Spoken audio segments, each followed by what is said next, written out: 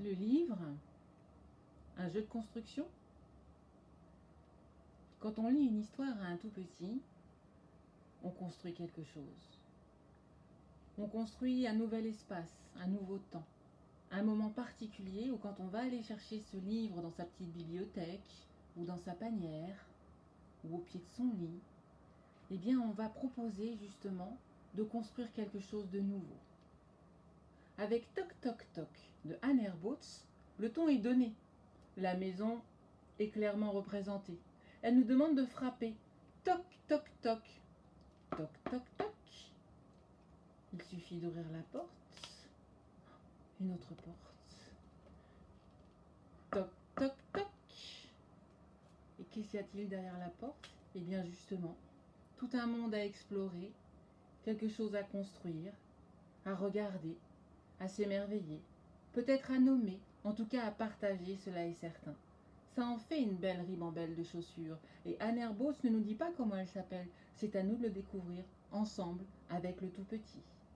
Une autre porte? Toc toc toc. Et cette fois-ci, autre chose à construire, autre chose à découvrir. Une autre porte? Toc toc toc. On peut jouer comme ça, à construire, déconstruire, aller en avant, en arrière. On peut laisser le tout petit justement s'amuser à se construire lui-même cette maison à sa guise. Et ce jusqu'à la fin. Toc toc toc de Anne Boots. Et les livres, eh ben c'est bien ça. Ce sont des passerelles, ce sont des constructions à faire de l'un à l'autre, avec parfois des formats, des propositions très ludiques, très agréables, très chatoyantes, qui ne vont donner qu'une envie, mais c'est justement d'aller jouer à découvrir. Et dans l'imagier, par exemple, d'Amérique latine, de Magali Atiogbe, bien la proposition est claire. Là aussi, il s'agit bien de construire quelque chose, et cette fois-ci, par le biais d'une passerelle bien déconcertante, toute de couleurs, on dirait une guirlande, des deux côtés, peut-être un collier, pourquoi pas, un accordéon pour s'amuser à chanter ensemble. En tous les cas, il y en a des mots à dire, à découvrir, le hara, la statuette, le tapis, la poterie, le tatou. On peut même s'amuser à en faire, pourquoi pas, un petit muret.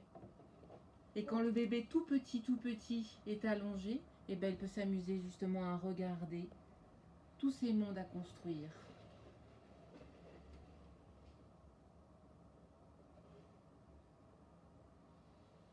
Avec Rouge de Michel Galvin, on entre à proprement parler dans le récit. C'est une histoire. C'est une histoire à construire, encore une fois.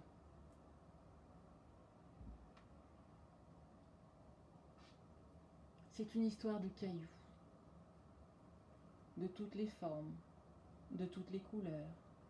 On peut les empiler, ça ressemble un petit peu à un jeu d'empilement. On peut aussi s'amuser à les ranger.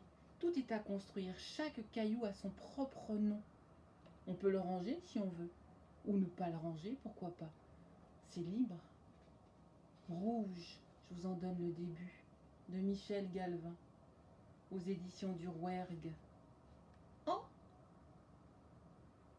un caillou qui roule.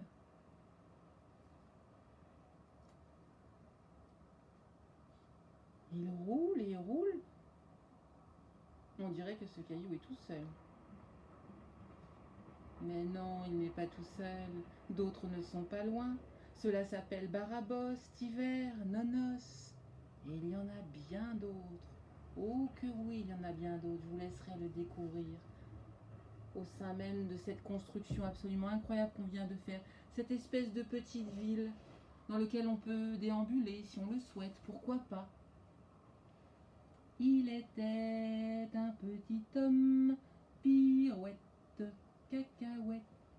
Il était un petit homme qui avait une drôle de maison, qui avait une drôle de maison.